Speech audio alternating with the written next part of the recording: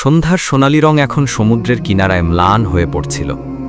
সমুদ্রের ঢেউগুলো হালকা হালকা এসে ধাক্কা খাচ্ছিল। সেই কাঠের ঝুপুড়ির মতো বাড়ি থেকে, যাকে গ্রামের লোকজন হাওয়ায় দোলা বাড়ি বলতো, সেখানেই থাকত হাবিব, একজন মাঝি, যার হাতে কখনো সমুদ্রের উপহার থাকত, আর আজ তার হাতে শুধুই নিঃশব্দ ক্লান্তি। হাবিবের জীবনে কিছুদিন ধরে মাছগুলো যেন শপথ নিয়েছিল তার জালে না এসে তাকে প্রতিদিন আরও গরিব করে দেবে। তার বাড়ির দেয়ালে এখন আর শুধু স্যাঁতস্যাঁতে ভাব নয়, চিন্তার দখল ছিল। আর সবচেয়ে বড় চিন্তা ছিল তার স্ত্রী খুশবু, নামের মতো মিষ্টি, কিন্তু এখন হাবিবের জন্য প্রতিটি শ্বাসে তীব্র লবণের স্বাদ। সে ক্লান্ত হয়ে পড়েছিল, ভুক থেকে, অভাব থেকে, আর সেই পুরুষ থেকে যাকে এখন সে দুর্বল মনে করত।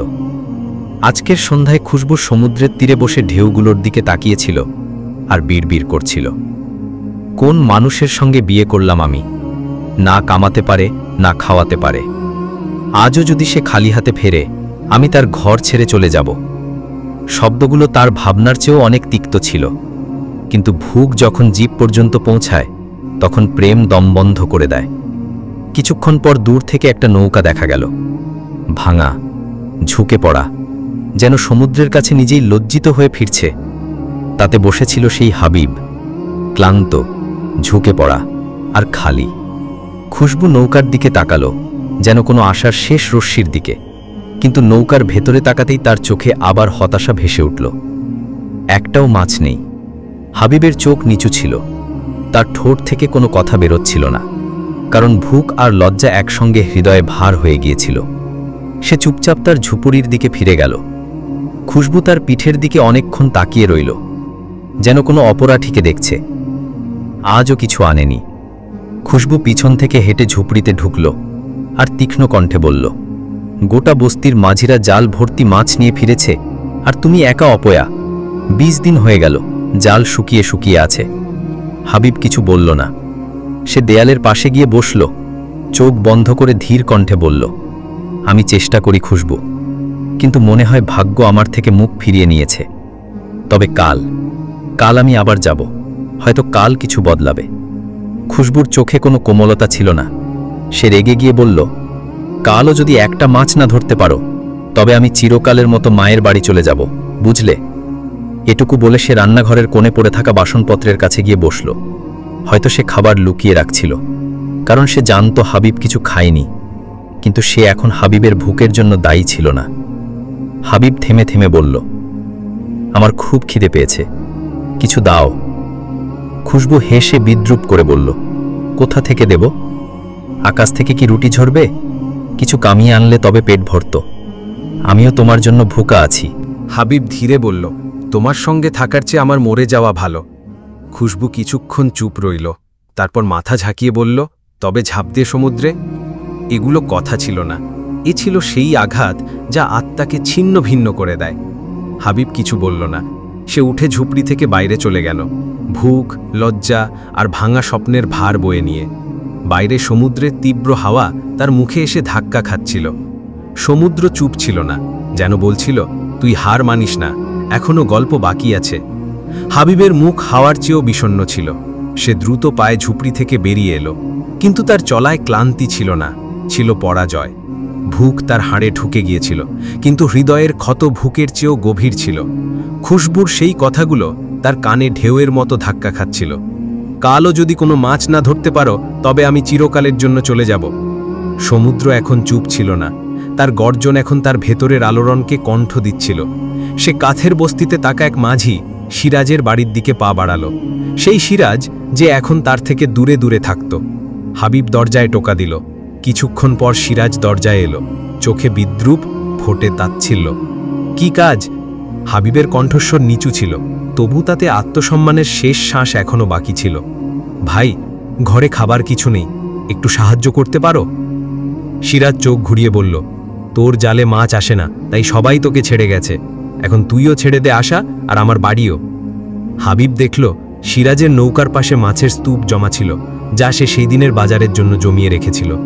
হাবিবের কণ্ঠস্বর কেঁপে উঠল, এর মধ্যে একটা মাছ ধার দে, যখন আমার ভাগ্য ফিরবে দুটো ফিরিয়ে দেব। সিরাজের মুখ কঠিন হয়ে গেল। একটা মাছও ধরতে পারিস না তুই, আর দুটো ফিরিয়ে দেবি? যা, সময় নষ্ট করিস না। হাবিব নজর নামিয়ে ফেলল। তার আত্মায় আরও কিছু ভেঙে গেল। সে এক এক করে দরজায় দরজায় টোকা দিতে লাগল, কিন্তু প্রতিটি দরজা আজ কাঠের চেয়েও পাথরের মতো শক্ত হয়ে গেল। প্রতিটি ঘরে রুটি ছিল, কিন্তু কারোর থালায় মানবিকতা বাকি ছিল না। ক্লান্ত হয়ে সে সমুদ্রের তীরে গিয়ে বসল। ঢেউগুলো এখন তার পা ছুঁয়ে যাচ্ছিল, যেন তাকে ডাকছিল। সে আকাশের দিকে তাকালো। হে রব, সবার জাল ভরিস, আমারটা কেন খালি? আমার বউ আমার থেকে দূরে সরে যাচ্ছে, ভুক আমাকে গিলে ফেলছে, তুই চুপ কেন? তার চোখ থেকে অশ্রু ঝরতে লাগলো। সমুদ্রে মিশে গেল, যা আগে থেকেই তাকে গ্রাস করছিল। তার নৌকা এখন কিনারা থেকে দূরে ছিল, কিন্তু তার আশাগুলো তার চেয়েও দূরে। সেই রাতে হাবিব তাড়াতাড়ি ঘুমিয়ে পড়ল। সকালের ঢেউগুলো হয়তো এক নতুন গল্পের প্রতিশ্রুতি নিয়ে আসবে। সকালের প্রথম রশ্মি সমুদ্রের কিনারা থেকে উঠল, আর সঙ্গে হাবিবের আশাও আবার জেগে উঠল। সে সারা রাত ভুঁকা ছিল, কিন্তু তার মুখে ক্লান্তি ছিল না, এক অদ্ভুত শান্তি আর দৃঢ়তা ছিল। খুশবু তখনও ঘুমোচ্ছিল, নিশ্চিন্ত, যেন এই ঘর আর তার নয়। হাবিব শেষবারের মতো তার স্ত্রীর মুখের দিকে তাকালো। হয়তো এটা আমাদের শেষ সকাল, সে মনে মনে ভাবল, আর বাইরে বেরিয়ে গেল। তার জরাজীর্ণ নৌকা সমুদ্রের কিনারায় অপেক্ষা করছিল। সেই নৌকা, যা এতদিন তার দুঃখের মতোই দুর্বল ছিল, আজ তাকে কোনো ঝড়ের চেয়ে কম মনে হলো না। কিন্তু আজ কিছু একটা আলাদা ছিল। আজ হাবিব সেই সিদ্ধান্ত নিয়েছিল যা কেউ সহজ পরিস্থিতিতে নেয় না। আজ যা হোক, আমি সমুদ্রের ওপারে যাব, যেখানে ভয়ও পৌঁছায় না। সে নৌকায় বসল, আর তার চোখে আবার সেই ইচ্ছার ঝিলিক, যা একদিন ভুক আর অপমানে নিভে গিয়েছিল। ধীরে ধীরে সে নৌকা নিয়ে গেল সেই অঞ্চলে, যেখানে গভীরতার কোনো মাপ নেই, যেখানে সে এর আগে কখনো যায়নি। এ ছিল সেই সমুদ্র যেখানে অনেক মাঝি ডুবে গেছে। কিন্তু হাবিব এখন ডুবতে ভয় পাচ্ছিল না। আজও যদি কিছু না পাই, হয়তো কালকের সূর্য দেখতে পাবো না। তবু আজ আমি আমার সব সাহস তো পরখ করে দেখলাম। সে জাল তুলল, আর পুরো শক্তি দিয়ে সমুদ্রে ছুড়ে দিল। এখন শুধু অপেক্ষা, একটা আশার, একটা অলৌকিকতার, কিংবা হয়তো একটা শেষের। সমুদ্র শান্ত ছিল না, ঢেউগুলো জোরে ধাক্কা খাচ্ছিল, আকাশও কালো হয়ে গিয়েছিল, মেঘ ধীরে ধীরে ঝরতে শুরু করেছিল।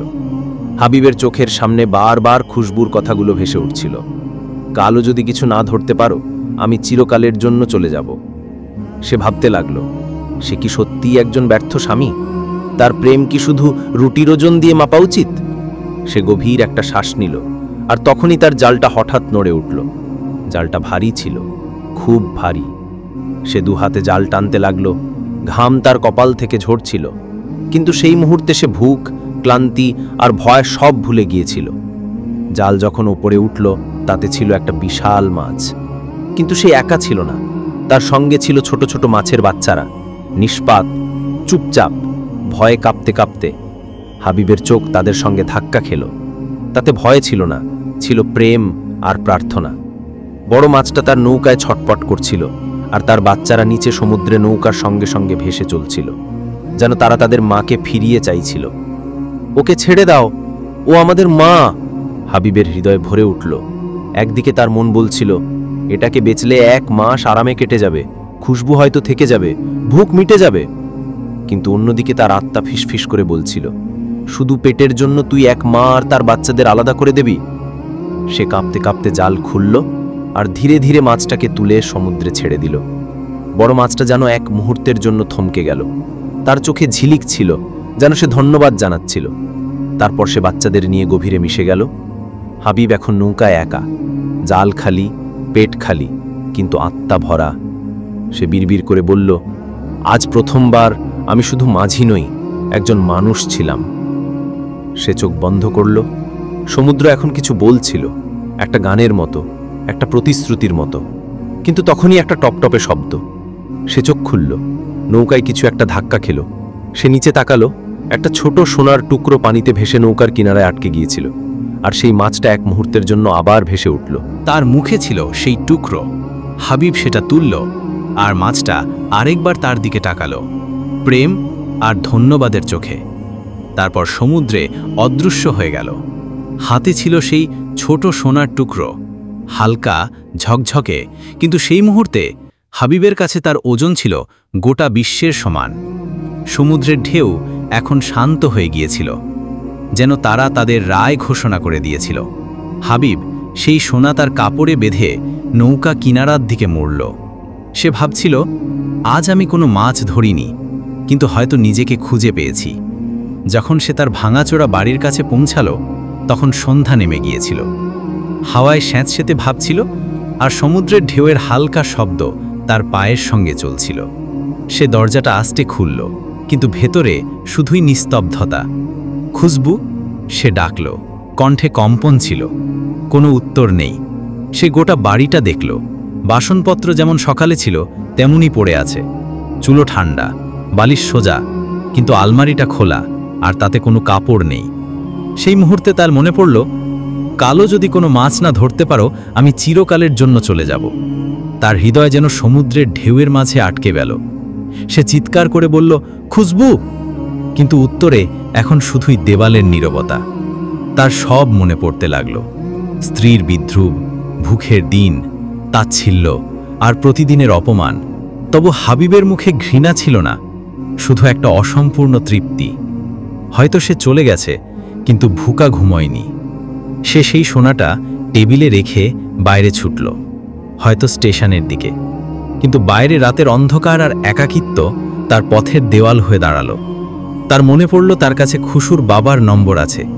দৌড়াতে দৌড়াতে সে বস্তির কাছের এক বুড়ো টেলিফোনও বুথে পৌঁছালো। সেই সোনার টুকরোটা তৌল করে বিক্রি করে কিছু টাকা নিল। কাঁপতে কাঁপতে সে নম্বর ডায়াল করল। ওপাশ থেকে একটা শক্ত কণ্ঠ ভেসে এলো।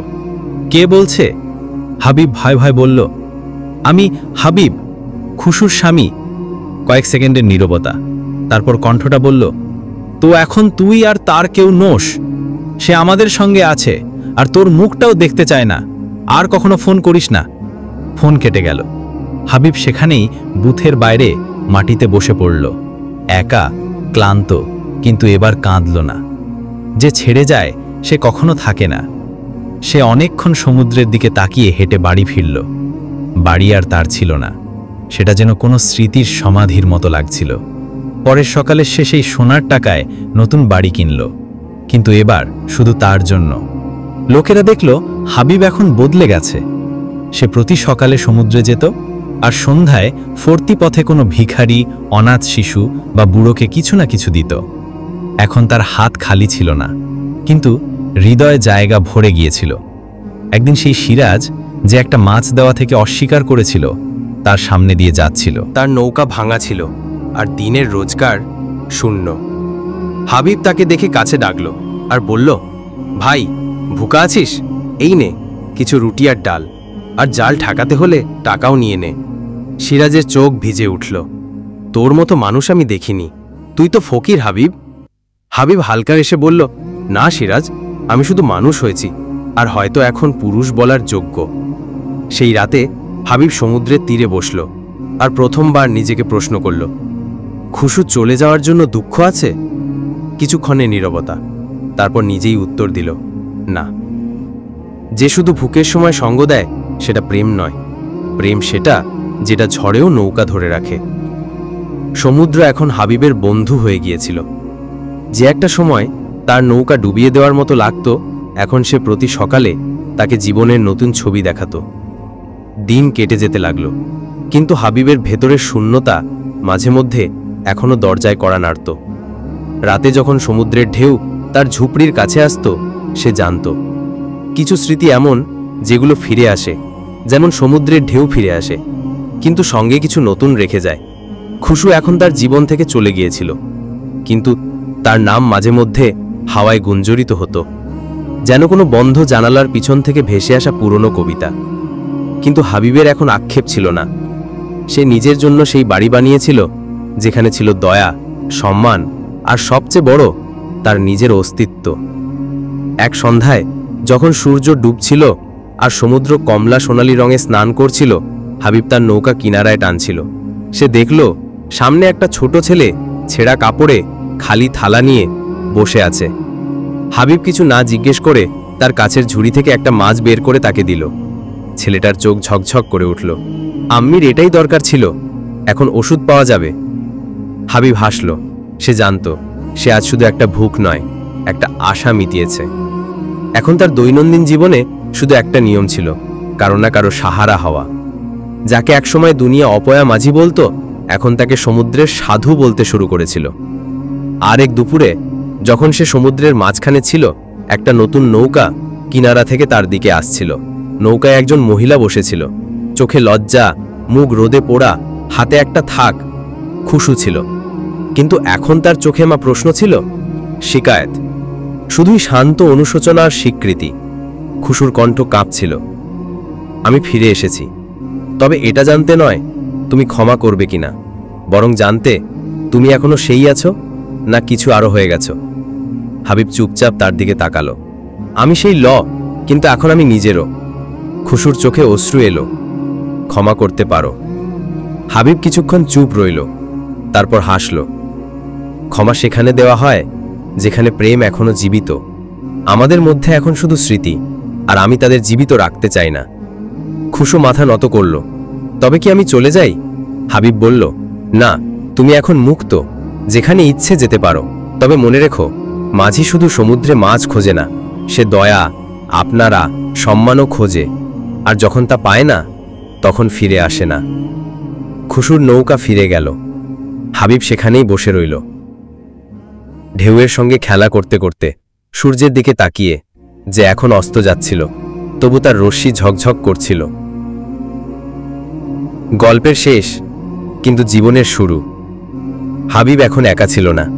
প্রতিটি ভুকা মুখ, কাপা হাত, ভাঙা আশা এখন তার পরিবার ছিল। তার বাড়ি এখন একটা ঠিকানা হয়ে গিয়েছিল, মাছের নয়, মানবিকতার। সে জেনে গিয়েছিল, মাঝে মধ্যে মাছ ছেড়ে দেওয়া থেকে যা পাওয়া যায় তা কোনো বাজারে বিক্রি হয়, তা হৃদয়ে বাস করে। আর সমুদ্র এখন প্রতি সকালে তার পায়ে নতুন গল্প নিয়ে আসে।